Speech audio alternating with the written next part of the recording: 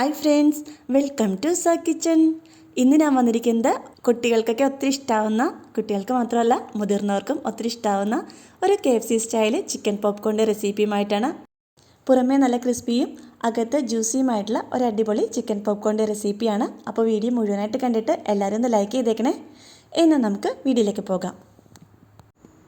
Popcorn ഉണ്ടാക്കാനായിട്ട് ഞാനിവിടെ 250 gram chicken എടുത്തിട്ടുണ്ട്. ബ്രസ്റ്റ് പീസാണ് എടുത്തിരിക്കുന്നത്. അത് ചെറിയ പീസുകളാക്കി ഒന്ന് കട്ട് ചെയ്ത് വെച്ചിട്ടുണ്ട്.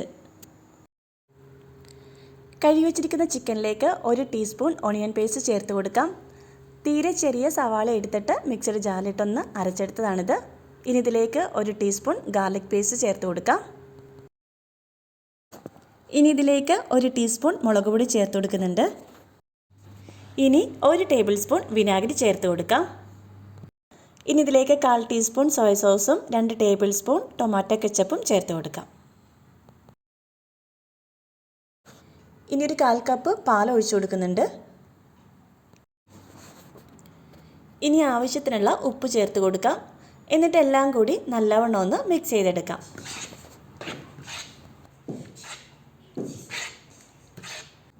ഇത് റെസ്റ്റ് ചെയ്യാൻ വെക്കണം. നമുക്കിത് കവർ ചെയ്ത് കൊടുത്തിട്ട് കുറഞ്ഞത് ഒരു 6 മണിക്കൂറെങ്കിലും ഒന്ന് ഫ്രിഡ്ജിൽ വെക്കാം.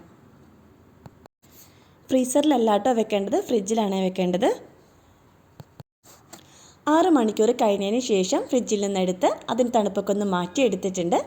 ഇത് നമുക്കൊരു സ്പൂൺ കൊണ്ടിട്ട് ഒന്ന് ഇളക്കി കൊടുക്കാം. ഇനി ഇതിലേക്ക് ഒരു കോഴിമുട്ട ബീറ്റ് ചെയ്തത് ഒഴിച്ചു കൊടുക്കുന്നുണ്ട്.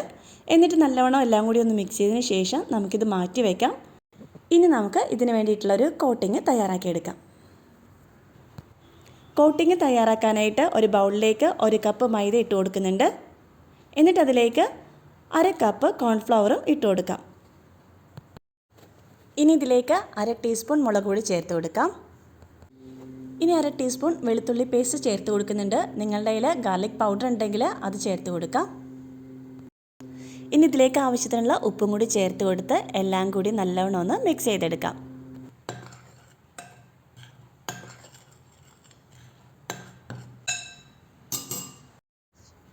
ഇനി ചിക്കൻ പീസ് കുറേശ്ശെയായിട്ട് ഇട്ട് കൊടുത്തിട്ട് നമുക്കിതൊന്ന് കോട്ട് ചെയ്തെടുക്കാം. പൊടിയിൽ ചിക്കൻ നല്ലവണ്ണം കോട്ട് ചെയ്തതിന് ശേഷം നമുക്കതിൽ നിന്ന് ഓരോ പീസ് ചിക്കൻ എടുത്തിട്ട് ഒന്ന് കുടഞ്ഞിട്ട് പ്ലേറ്റിലേക്ക് മാറ്റി വെക്കാം. ടോട്ടൽ 2 പ്രാവശ്യം നമ്മൾ പൊടിയിൽ കോട്ട് ചെയ്തെടുക്കുന്നുണ്ട്. അപ്പോൾ ആദ്യത്തെ പ്രാവശ്യം കോട്ട് ചെയ്യുമ്പോഴത്തേക്കും ഒരുപാട് പൊടിയുടെ ആവശ്യമില്ല. അതുകൊണ്ട് കൂടുതൽ വരുന്ന പൊടിയൊന്ന് പോകാൻ വേണ്ടിയിട്ടാണ് നമ്മൾ ഇതേപോലെ ഒന്ന് തട്ടിക്കൊടുക്കുന്നത്. എല്ലാ ചിക്കൻ പീസും നമുക്ക് ഇതേപോലെ കോട്ട് ചെയ്തെടുക്കാം. ഇനി നമുക്ക് കുറച്ച് തണുത്ത വെള്ളം ആവശ്യമുണ്ട്. എൻ്റെ കയ്യിൽ തണുത്ത വെള്ളമായിട്ട് ഇല്ലാത്തതുകൊണ്ടിട്ട് ഞാൻ കുറച്ച് ഐസ് ക്യൂബ് ഇട്ടിട്ട് വെള്ളം നല്ലോണം തണുപ്പിച്ചെടുത്തിട്ടുണ്ട്. നമുക്ക് ഈ തണുത്ത വെള്ളത്തിലേക്ക് ചിക്കൻ ഒന്ന് മുക്കിയെടുക്കാം. അതിനുശേഷം പൊടിയിലേക്ക് ഇട്ട് കൊടുത്ത് വീണ്ടും ഒന്ന് നല്ലവണ്ണം ഒന്ന് കോട്ട് ചെയ്തെടുക്കാം. ഇതേപോലെ എല്ലാ ചിക്കൻ പീസും നമുക്ക് തണുത്ത വെള്ളത്തിലൊന്ന് മുക്കിയെടുത്തതിന് ശേഷം പൊടിയിലിട്ട് കൊടുത്ത് വീണ്ടും ഒന്ന് കോട്ട് ചെയ്തെടുക്കാം. ഇനി നമുക്കിതൊന്ന് ഫ്രൈ ചെയ്തെടുക്കാം. അതിന് വേണ്ടിയിട്ട് ഒരു ചട്ടി ചൂടാക്കിയിട്ട് അതിലേക്ക് ആവശ്യത്തിനുള്ള എണ്ണ ഒഴിച്ചു കൊടുക്കുന്നുണ്ട്. ഞാനിവിടെ സൺഫ്ലവർ ഓയിലാണ് ഒഴിച്ചു കൊടുത്തിരിക്കുന്നത്. എണ്ണ നല്ലവണ്ണം ചൂടായതിന് ശേഷം നമുക്കിതിലേക്ക് ചിക്കൻ ഓരോ പീസുകളായിട്ട് ഇട്ട് കൊടുക്കാം. ഈ സമയത്ത് തീയൊന്ന് മീഡിയം ഫ്ലെയിമിൽ വെച്ച് കൊടുക്കാം. തീ കൂട്ടി വെച്ചിട്ട് ഫ്രൈ ചെയ്യുവാണെങ്കിൽ അതിൻ്റെ പുറം ഭാഗം പെട്ടെന്ന് മൊരിഞ്ഞ് വന്നിട്ട് ചിക്കൻ വേവാതിരിക്കും. അതുകൊണ്ടിട്ട് നമുക്ക് മീഡിയം ഫ്ലെയിമിൽ ഇട്ട് കൊടുത്തിട്ട് ഫ്രൈ ചെയ്തെടുക്കാം.